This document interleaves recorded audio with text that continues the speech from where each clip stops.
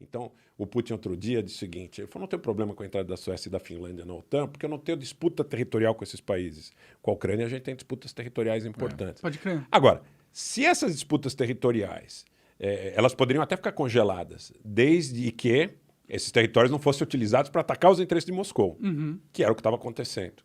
A OTAN, né, estava começando a expandir sua esfera de influência para dentro do que o russo considerava sua esfera de influência. Exato.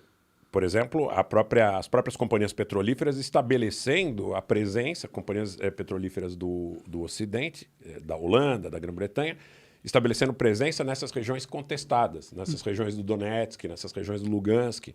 Então já haviam algumas movimentações da BP, da British Petroleum, da Shell, nessas regiões, Lysychansk. Eles estavam se instalando nessas regiões para prospectar ou até para explorar recursos que os russos entendiam que historicamente lhes pertenciam. Não, foi assintoso o que eles fizeram na Ucrânia. Aquela vitória nula, ela funcionava como uma procônsul na Ucrânia. Ela chegou a nomear ministros lá. Vitória Nuland, né, que era quem? Era aquela subsecretária de Estado americana. Na verdade, ela não é uma subsecretária, ela é uma alta funcionária do Departamento de Estado dos Estados Unidos. Ela esteve aqui recentemente, pressionando o Bolsonaro aí, e ela teve um papel preponderante na revolta do Maidan em 2013. Tem um negócio interessante que eu descobri naquele livro que eu te indiquei. Tem um livro muito bom sobre a Ucrânia. Muito bom aquele livro. Do MH17, que é uma coisa que eu não tinha tocado, ninguém está falando disso. Porque, Rogério, um dos fatores do russo ter se enfurecido muito com a situação ucraniana é que a indústria de defesa da Rússia tinha um relacionamento carnal com a indústria de defesa da Ucrânia. Verdade. E essas oligarquias, elas sabotaram propositalmente essas indústrias ucranianas que forneciam insumos para a indústria de defesa da Rússia. A Ucrânia sempre fabricou excelentes motores de foguetes, tem o Antonov 225 mesmo, esse avião fizeram uma celeuma enorme. E é um negócio que o russo sentiu muito. A implosão da indústria de defesa, da indústria de defesa que apoiava a indústria de defesa da Rússia, a implosão dessa indústria de defesa ucraniana prejudicou muito os russos. Isso foi feito como? Quer dizer, na realidade, a Ucrânia foi se abrindo para o Ocidente e o Ocidente tinha uma vantagem competitiva, porque a indústria do Ocidente estava à frente dessa indústria ucraniana de provisão de matéria-prima para a indústria bélica russa. Como? Durante o período soviético houve uma certa estagnação, principalmente no final houve uma certa estagnação a nível tecnológico. Aquela indústria não acompanhou a indústria do Ocidente. E os governos que se sucederam ao Maidan em 2014, eles foram abrindo a Ucrânia para quem? Para a Alemanha, principalmente. Exatamente. E ali você tinha uma vantagem competitiva em razão dos russos estarem fornecendo energia para que essa vantagem competitiva ficasse consolidada, existe esse problema hoje também em relação ao suprimento energético, porque o russo está dizendo, eu não vou continuar mandando energia barata para vocês sabotarem nossos interesses de diversas maneiras, inclusive nessa questão da indústria bélica ucraniana. Pode crer. E o pior é que a Rússia pode só vender essa energia para outros países. Ainda tem um mercado que precisa, né? Eu acho que é o que vai acabar acontecendo. Eu estava pensando nisso, estava conversando isso agora há pouco com o pessoal.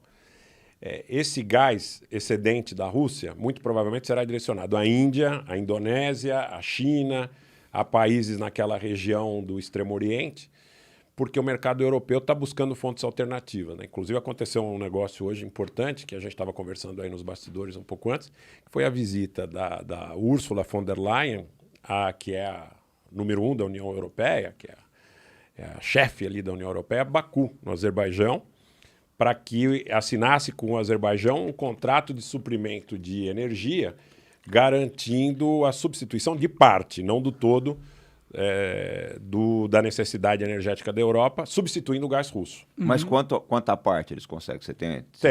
Nós temos a estimativa alguma coisa da monta de 15% com muito boa vontade, talvez entre 10% e 15%. Mas já tem infraestrutura para isso? Já tem gasodutos ali Estão construindo há algum tempo. Via Turquia? Via Turquia, passando pela Geórgia. Então, eles, para evitarem o território da Armênia, eles passam em direção norte pela Geórgia, evitam também o território da Rússia, naturalmente, vão para a Turquia e da Turquia eles encontram um caminho para a Europa, né? Entendi. E há inclusive um reforço na provisão ou na expectativa de que linhas paralelas sejam construídas nesses gasodutos. Hoje é alguma coisa entre 3% e 5%, para ser bastante preciso.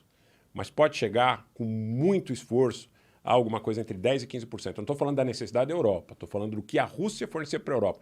O pessoal tem números muito contraditórios aí em relação a isso, mas o pessoal fala que alguma coisa da monta de 40%, que a Rússia representava no suprimento do gás europeu. O problema não é nem esse, né? É uma coisa factível no longo prazo. Até chegar lá, como é que vai ficar, né? Porque é trocar o pneu com o carro andando, né? Sim, aí vai ter um aumento de preços das commodities nesses países europeus, o custo de vida do europeu vai subir pra caralho. Já Desemprego. tá subindo, Desemprego né? O pessoal sobe. tá reclamando pra caramba, Desemprego. cara. E tem uma Pra questão, caramba. será que eles conseguem um gás tão barato nessas outras regiões, ou será que o gás mais barato é o da Rússia? Ali é Cáucaso, o Rogério conhece como ninguém. Você pegou o cara certo. Bom, Pergunta pra ele. o Azerbaijão é um posto Shell, né? É um posto Shell ou um posto BP. Na realidade, o Azerbaijão lá atrás era uma cooperativa de Baku, território historicamente pleiteado pelo Irã.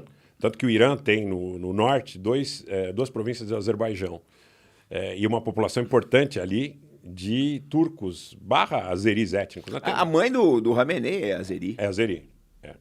Então, essa questão de preço, eu acho que eles conseguem trabalhar, porque há uma corrupção desenfreada, né? Entendi. Entre os detentores do poder e aqueles que demandam nesse momento a energia. Agora, vai ficar mais caro, sob o ponto de vista não necessariamente do valor do commodity, né? Mas dos atravessadores, daqueles que recebem comissão.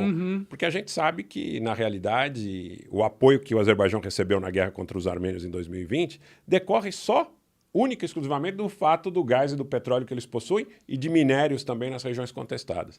É grana, meu amigo, é grana. O nome do jogo é dinheiro. O nome do jogo é dinheiro, não é tradição. O meu povo tem direito a esse território. Eles sabem que aquele território no Nagorno-Karabakh, os azeris chegaram ali, quando eu digo marginalmente, a nível numérico, no século XI. Os ancestrais dos azeris. Os armênios já estavam lá há mais de 2000 anos. E mesmo durante o período soviético, os armênios continuaram sendo sempre mais de 80% da população local. O Stalin deu para o Azerbaijão administrar como um oblast autônomo. O oblast é uma província, como uma província autônoma no território do Azerbaijão. E ainda assim, os armênios, de alguma forma, tinham uma certa autonomia ali, com idas e vindas, algum governo do Azerbaijão soviético um pouco mais rigoroso na tentativa de fazer uma mudança demográfica, mas ali nunca teve muito sentido para o Azerbaijão, inclusive em relação a pleitos históricos. Nas escolas do Azerbaijão, eles ensinavam que o território, Artsakh, era armênio. Né? Tem livros do período soviético que ensinavam isso, diziam, olha, nós estamos administrando porque a União Soviética é um conjunto. Então, o interesse da União Soviética também era fragilizar os nacionalismos. Criar uma identidade soviética. Você é armênio, você é azeri, eu sou georgiano, mas nós somos antissoviéticos. Pode crer. Tá? Então, era aquela coisa, de novo, do dividir para reinar. E o que aconteceu lá na realidade foi um interesse dessas mineradoras e dessas petrolíferas em mudar alguns contextos regionais. Eu acho que eles não conseguiram tudo o que eles queriam, porque eles querem passar pelo território da República da Armênia em direção à Turquia. Sim. E criar um corredor para, inclusive, levar gás. Essa história do corredor que eles chamam... Mas vai valorizar bastante a pule da Turquia nisso aí, né, Rogério? Vai valorizar muito. Tem o Irã também. O Irã não quer isso de jeito nenhum. O que é pule? Pule é a aposta de cavalo, né? É quanto paga. Que é o seguinte, tanto o Rogério e um pouco a gente sabe, tá? Mas nós dois somos investigadores de polícia, na verdade, acho que na mesma época, né? Quase. Embora sem se conhecer. E o pessoal usa muito isso, valorizar a pule. Valorizar né? a pule. Valorizar a pule. Pode crer. Às vezes eu fico perdido numa gírias aí. Não. Quando você quer valorizar a aposta. Entendi. É o famoso leverage, criar né? dificuldades para vender facilidades. Exatamente. E o turco lá, ele é especialista nisso. Pode né? crer, o Erdogan. Como é que ficou o negócio do pessoal da Suécia lá? Eles vão... Então, parece que hoje ele estava novamente suscitando aí alguma dificuldade em relação à entrada da Suécia e da Finlândia. Pô, ser vizinho de um cara desse, pelo amor de Deus. Cara. Não, você dá tudo que ele quer. Você sabe aquele cara que você vai comprar um apartamento, aí você está conversando com ele só de boca, né? Quanto você quer? 100? Aí se você disser para ele que paga 100 de cara, ele vai dizer, puta, pedi pouco. Não vou assinar. Entendi. É 110. Entendi. Ele tá tentando cavar cada vez mais benécias dentro dessa situação Exatamente. política. Na medida que ele tá vendo que tá fácil, ele fala, deixa eu pedir mais.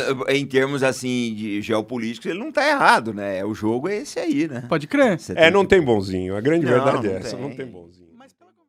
Você acaba de assistir um corte do Monarch Talks. Agradeço demais, mas se você quiser ver o vídeo na íntegra e acompanhar ao vivo todas as transmissões, você tem que ir lá no rumble.com/monarch para não perder nada. Segue a gente lá.